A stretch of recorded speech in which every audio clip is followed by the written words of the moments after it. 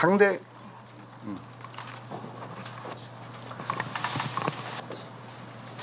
그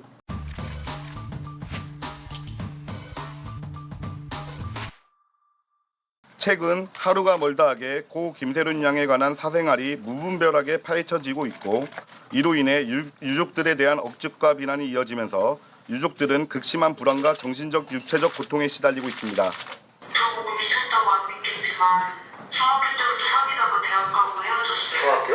네. 1차 때부터 사귀고 대학교 들어가서 좀 있다가 헤어졌어요. 어디 학교 갔어? 저 중학교요. 축하하네. 너 근데 걔랑 성인 되고 한 거냐? 그 새끼랑 처음 한 게 중2 겨울방학 때였죠.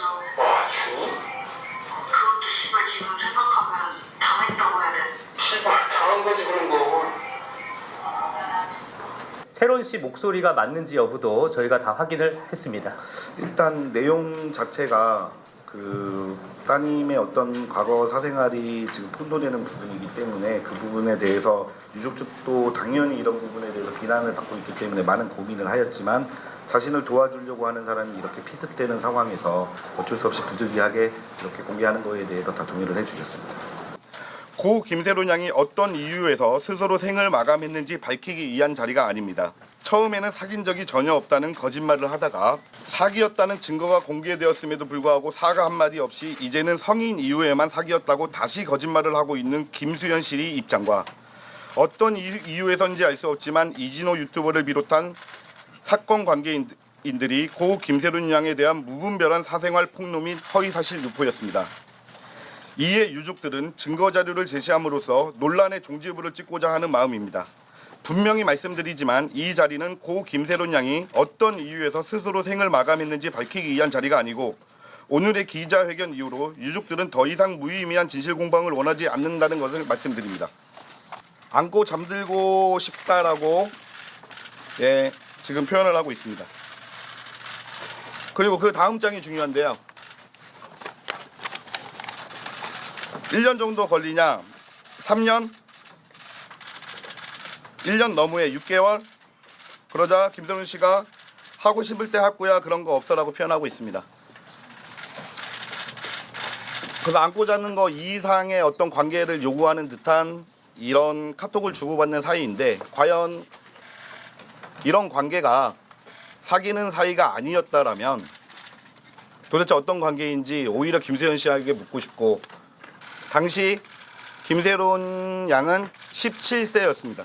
한편 피의자는 유족 측으로부터 김세론이 알 수 없음과 대화를 주고받은 카톡 대화 캡처 자료를 전달받자 대화 내용이 김수현과 김세론 사이의 실제 대화인 것처럼 보이게 할 목적으로 알 수 없음 카카오톡 프로필란에 김수현의 사진을 삽입하였고 조작했죠. 대화 상대방의 이름을 알 수 없음에서 김수현으로 이름을 변경하는 방법 등으로 허위 주장에 부합하도록 자료를 가공 편집하였다. 설사 김수현 씨와 이진호 유튜버가 고 김세론 양의 생을 스스로 마감한 데 있어 직접 원인이 아니라 하더라도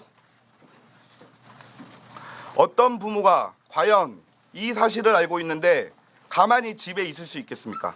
가짜 이모 그리고 가족의 무관심에 대해서 얘기해 드리겠습니다. 고 김세론 양의 전 남자친구였던 사람이 고 김세론 양의 죽음은 김수현 씨 때문이 아니다. 유족들은 고 김세론 양에게 무관심했다는 취지의 발언을 보도되었습니다. 전 남자친구였던 사람의 입장문을 보면 고 김세론 양이 자해를 한 후 병원을 다녀왔는데 고 김세론 양 어머니께서 관심도 없고 밥만 먹고 있었다고 하며 가족들이 김세론 양에게 무관심했다고 주장하고 있습니다. 어떤 부모가 자식이 자살 시도를 했는데 거들떠보지도 않고 밥만 먹고 있겠습니까? 하물며 아역 배우부터 매니저 역할까지 하면서 애지중지 키워온 딸이 자해를 하고 힘들어하고 있는데 밥만 먹고 있다는 사실이 말이 됩니까?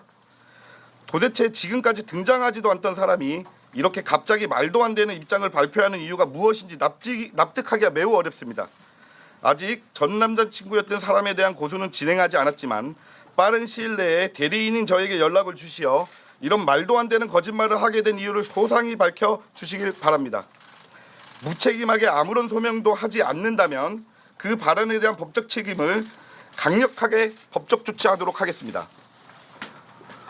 그리고 이분이 굉장히 여리다고 하시더라고요. 그래서 유족 측은 고소를 오히려 너무 여리다고 만류하고 계십니다. 그 정도로 착하신 분들인데 왜 이렇게 무분별한 허위사실 유포와 공격을 당하고 있는지 참 납득이 안 됩니다. 그래서 오늘 이 자리를 갖게 되었습니다. 자해를 여러 차례 했는데요. 결혼한 사실도 지금 어떻게 가족들이 모르고 있을 수 있냐고 하는데 저희들이 다 갖고 있는데 김세론 씨가 가족들이 걱정할까봐 그런 거를 숨기는 그러니까 말하지 말라고 하는 증거 다 갖고 있습니다. 그래서 자해했던 것도 병원비 문제가 지금 되고 있는데 너무 여러 차례 하다 보니까 부모님한테 걱정이 될까봐 얘기 안 할 때가 있을 거 아닙니까? 그래서 부모님들도 너무 많은 자해를 했는데 자기들이 모르는 자해 행위들도 있을 수 있다라고 지금 얘기합니다. 그리고 사생활 유포나 이런 게 루머 유포가 지금 멈췄으면 좋겠다고 하셨는데 그러면 솔직히 그 김세희 씨 방송으로도 이제 많이 기사가 나오잖아요. 그러면 라이브 방송이나 이런 거를 멈추실 생각이 있으신지? 상대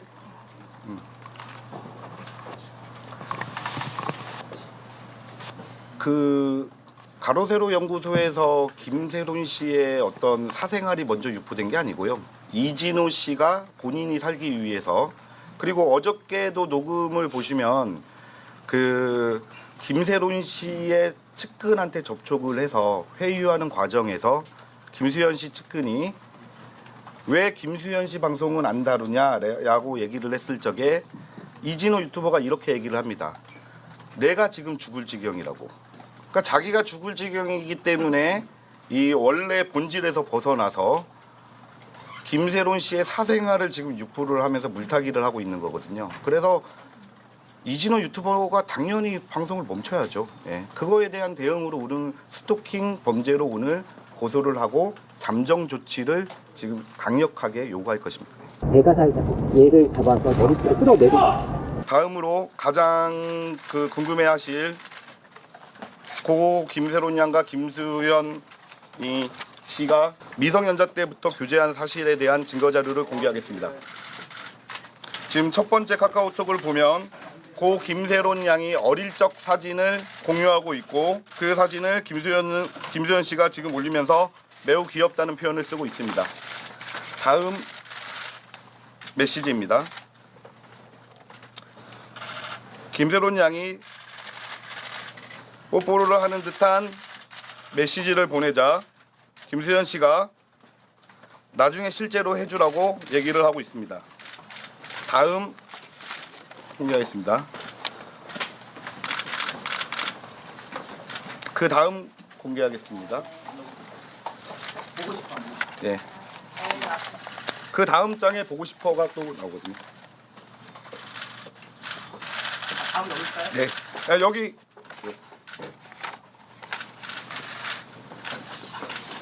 네, 넘겨주세요. 네, 넘겨주세요. 여기 중간에 보면 안고 잠들고 싶다라고 예, 지금 표현을 하고 있습니다. 그리고 그 다음 장이 중요한데요. 1년 정도 걸리냐? 3년? 1년 너무해 6개월? 그러자 김세론 씨가 하고 싶을 때 하고야 그런 거 없어라고 표현하고 있습니다. 그래서 안고 자는 거 이상의 어떤 관계를 요구하는 듯한 이런 카톡을 주고받는 사이인데 과연 이런 관계가 사귀는 사이가 아니었다라면 도대체 어떤 관계인지 오히려 김수현 씨에게 묻고 싶고 당시 김세론 양은 17세였습니다.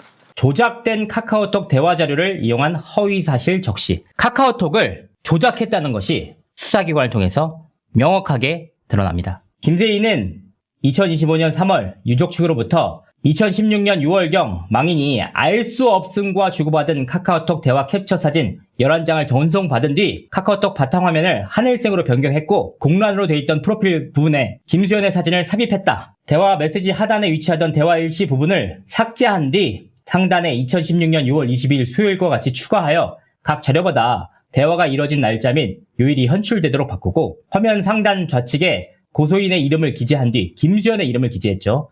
대화 중 일부 불필요한 부분을 삭제 및 늘리는 방법으로 총 6곳을 편집해 가로세로 연구소 로고를 삽입하는 방법으로 카톡을 조작하였다. 유족 측은 유족 측에 대한 과도한 비난뿐만 아니고 김수현 씨에 대한 과도한 비난도 자제해달라고 마지막으로 부탁드렸습니다. 이상입니다. 6년간 연애했는지 여부에 대해서 지금까지 계속 이랬다가 저랬다가 정말 계속 입장이 번복되고 거짓말을 반복하고 있습니다.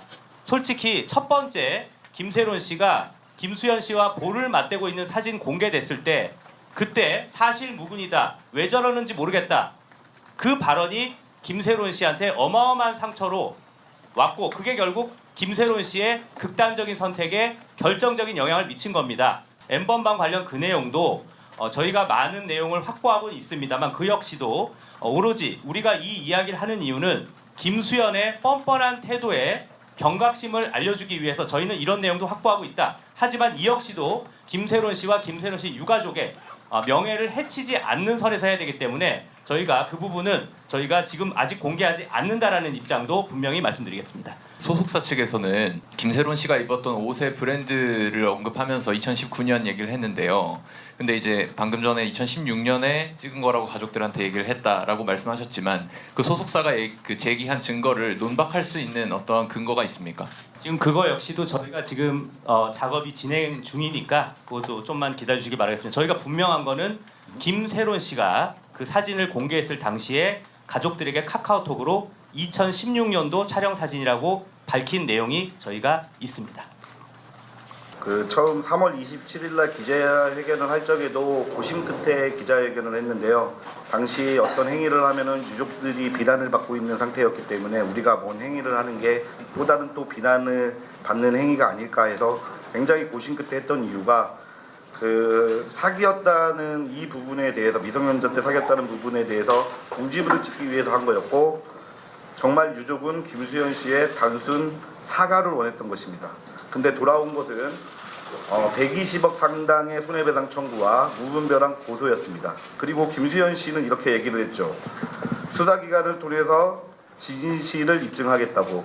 근데 그 말과 달리 김수현 씨 측에서는 무분별한 고소와 그리고 증거 조작되었다는 주장을 반복하고 이진호 유튜버 등을 통해서 같은 주장을 계속하였습니다. 망인이 15살 때부터 김수현과 연애를 했으며 김수현이 망인을 죽음으로 내몰았다는 취지의 허위 사실을 반복적으로 적시하여 김수현 씨의 명예를 훼손하였다. 자료를 통해서, 수사기관을 통해서, 결과를 통해서 나오는 내용입니다. 조작된 카카오톡 대화 자료를 이용한 허위 사실 적시. 카카오톡을 조작했다는 것이 수사기관을 통해서 명확하게 드러납니다. 그 이후에 유족 측은 수사기관이 요구하는 모든 자료를 제공하였고 무대응을 원칙으로 하고 있습니다. 서울 성동경찰서에서 수사하던 망인의 변사 사건, 즉 김세론 씨가 사망했을 당시에 담당 수사관이 김세론 씨가 생전에 사용하던 마지막 휴대폰을 제출할 것을 요구하자 망인의 휴대전화를 보관하고 있음을 그러니까 보관하고 있다는 걸 알고 그렇게 얘기를 한 겁니다. 그랬더니 김세론의 사망은 범죄와 관련이 없고 다른 곳에서 진행 중인 사건과 관련이 있다라는 이유로 제출을 거부했다.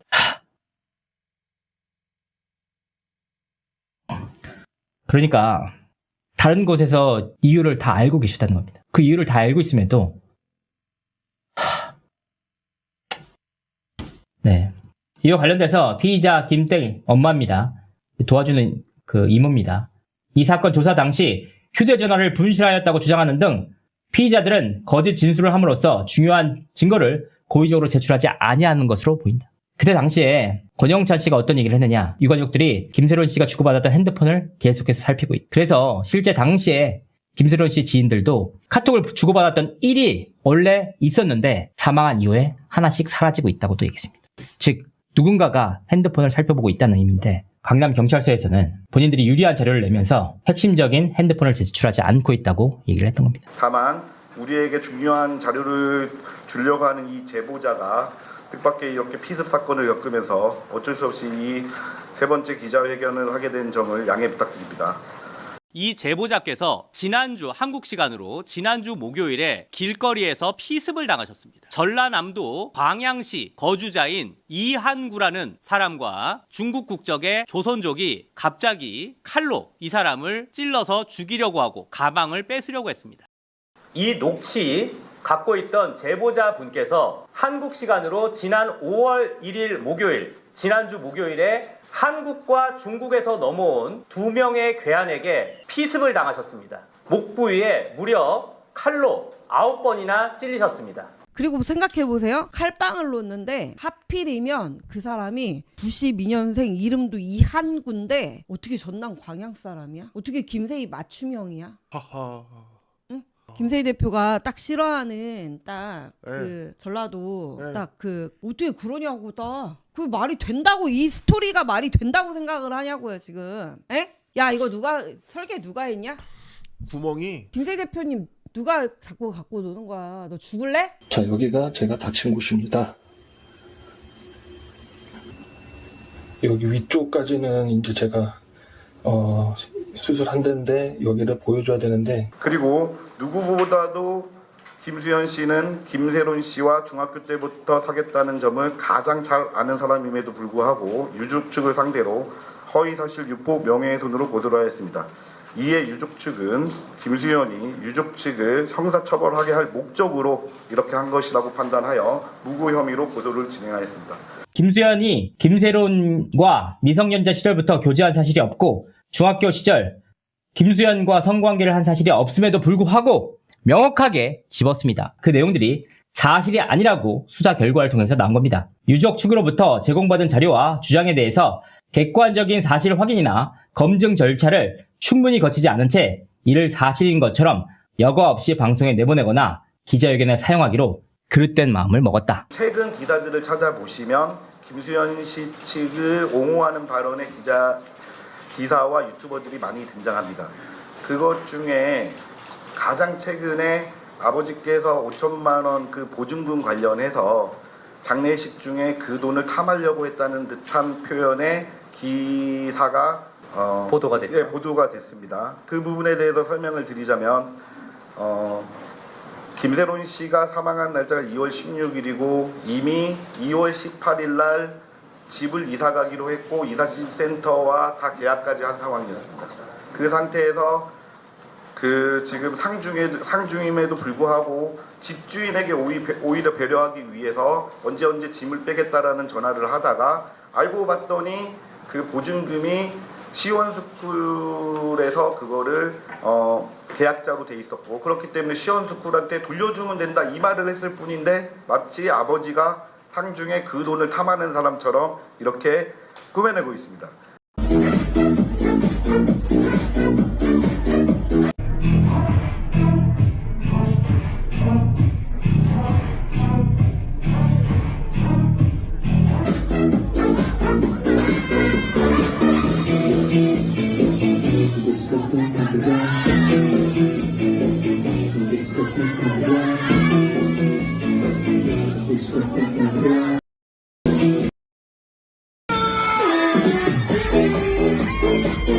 고 김세론 양이 어떤 이유에서 스스로 생을 마감했는지 밝히기 위한 자리가 아닙니다. 참, 어떤 말도 나오지 않을 정도로 기가 막힌 일입니다. 또한 유족 측 법률 대리인은 이 사건 전달 과정에서 적극 관여하면서 기자회견 개최 및 언론 대응을 담당하였고, 김세희는 이를 통해 단순히 유튜브 방송이 아닌 공식 기자회견 형식을 통하여 위 주장에 객관성과 신빙성이 있는 것처럼 가장하였다. 이 뜻이 무슨 뜻이냐? 부지석 변호사님, 이제 책임질 차례입니다.